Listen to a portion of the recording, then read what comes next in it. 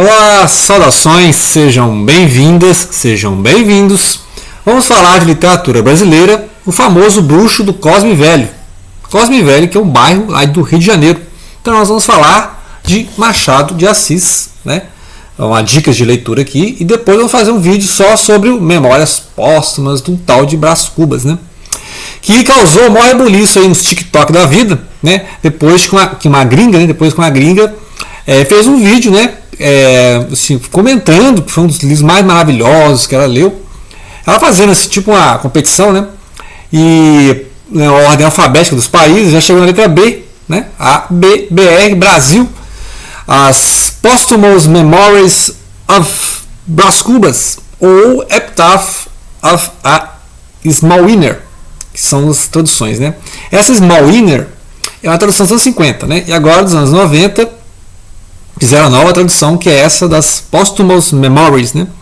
Do Brás Cubas, que é essa crítica, né, irônica. O pessoal confunde muito o narrador com o autor, né? Porque o autor aqui, o narrador aqui que está morto, né? É um defunto autor, ele morreu e está escrevendo as histórias, que é o Brás Cubas. Ele é muito irônico, muito sarcástico, porque é um cara que morreu, né? Não vai, né? Vai jogar a sujeira no ventilador, né? Então é um cara assim, muito sarcástico, né? E vai mostrar o lado B da sociedade, né? As contradições da sociedade. E tem até uma obra aqui do Roberto Watts, que é aquele famoso lá do Ideias Fora do Lugar, ao vencedor das batatas, né? Que ele vai fazer uma leitura então do Brás Cubas. E aí nós vamos fazer um vídeo só sobre esses dois livros, né? Esse aqui é o Mestre na Periferia do Capitalismo, né? E, inclusive o Harold Bloom, lá do Cânone Ocidental, citou o Machado de Assis no livro, né? Das obras essenciais e tal. Não no Cânone Ocidental, mas um outro livro, né? Em que ele fala dos gênios da literatura. Então é interessantíssimo. E o Brás Cubas é assim, aquela ponto de virada, né? O turning point. Nem todo mundo gostava, né? Na verdade, nem todo mundo gostava, nem todo mundo gostou, né? Assim, tem gente que gosta mais do Dom Casmurro, né? Eu acho o Dom Casmurro interessantíssimo. Dom Casmurro eu li umas 3 vezes até entender. Esse aqui eu li também umas 3 vezes. É muita referência, né? Machado tem isso.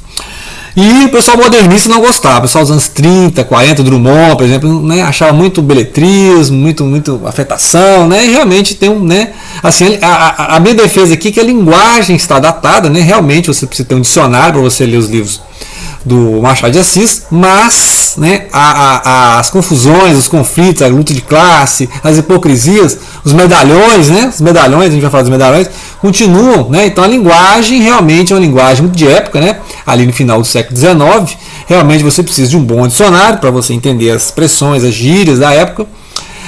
Os adolescentes hoje, os jovens, têm dificuldade em ler o Machado, porque acham muito coisa de velho, não estou entendendo nada. Só que eles entenderam que a questão aqui, eles têm que superar a linguagem para chegar ao conteúdo, né? A sátira, a ironia do Machado de Assis, né? Aí você conseguindo superar a linguagem, adentrar a linguagem, que realmente tem mais de 100 anos.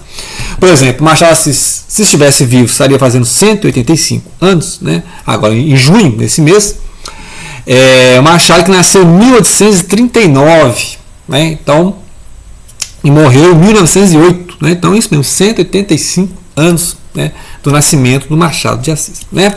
Machado de Assis que começou então lá com os contos Fluminense, tem poemas, né? Tem poemas, então isso aqui é pouco conhecido, né? Pouco conhecido. Tem um livro de contos, né, reunidos, né?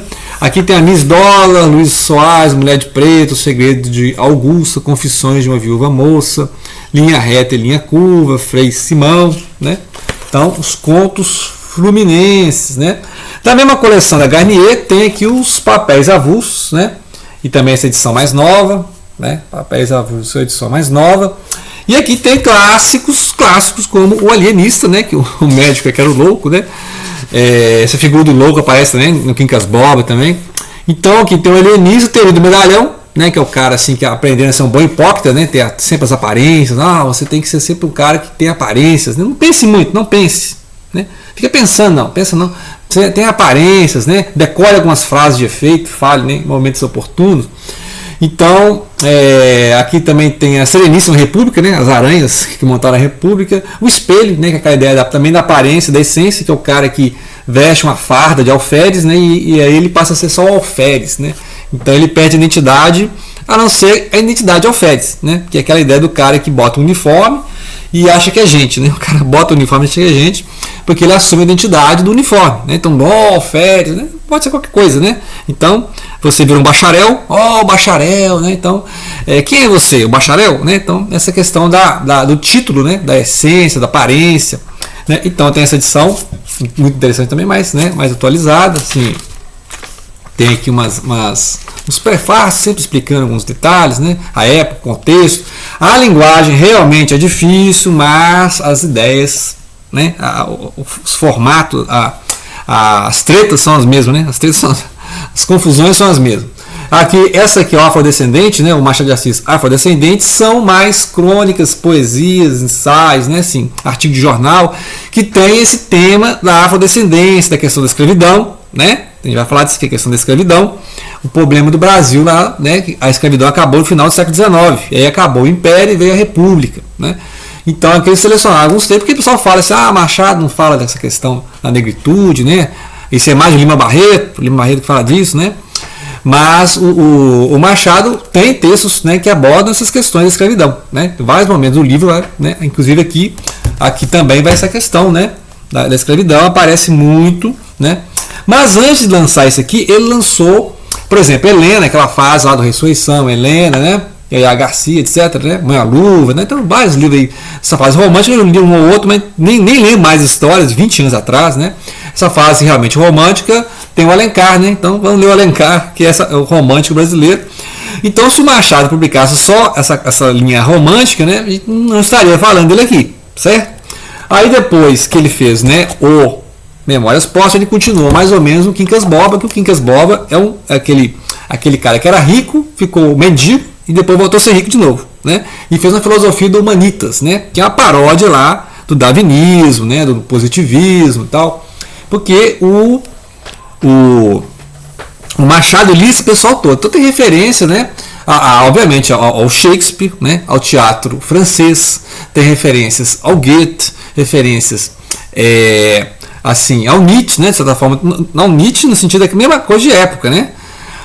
Não sei se ele leu Freud, não sei se ele leu Dostoiévski, isso aí também, né? A gente pode fazer uma lista de referências ao Schopenhauer também faria, o Stendhal, né?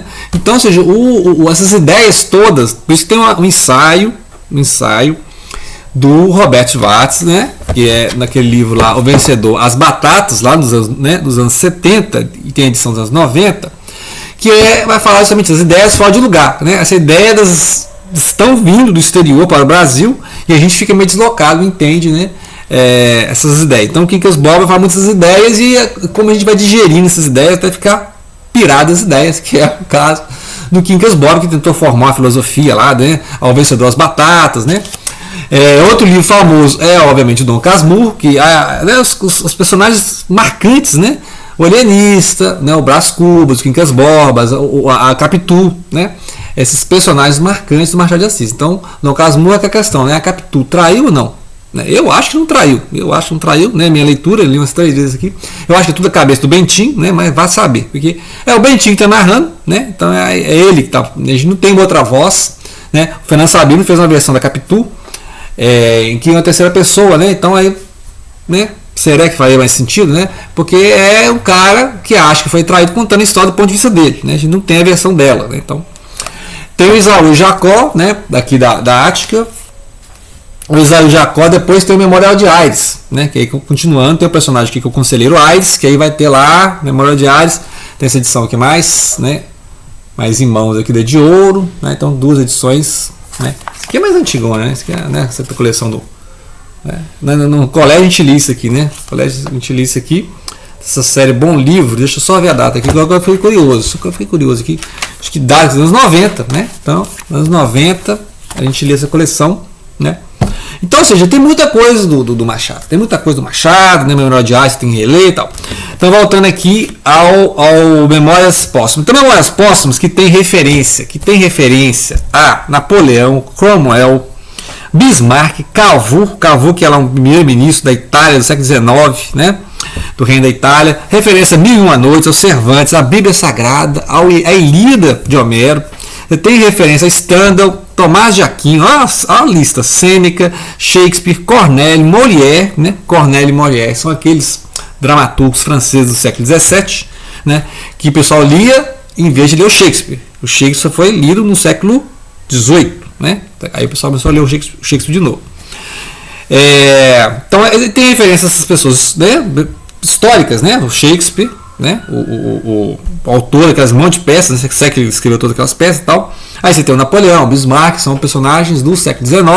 Então todas as referências estão aqui no Memórias Póstumas. Aí você precisa de uma nota de rodapé, né? Famosa nota de rodapé, né?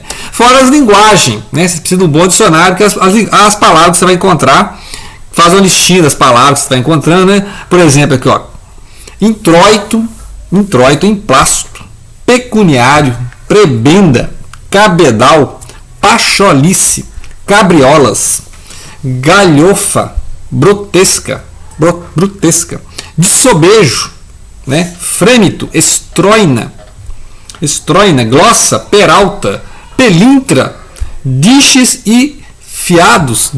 Então, tipo assim, expressões que quem está falando, né? É outra língua, né? Então, é bom você ler com o dicionário do lado, né? Então, se essas linguagens já estão um pouco datadas, né?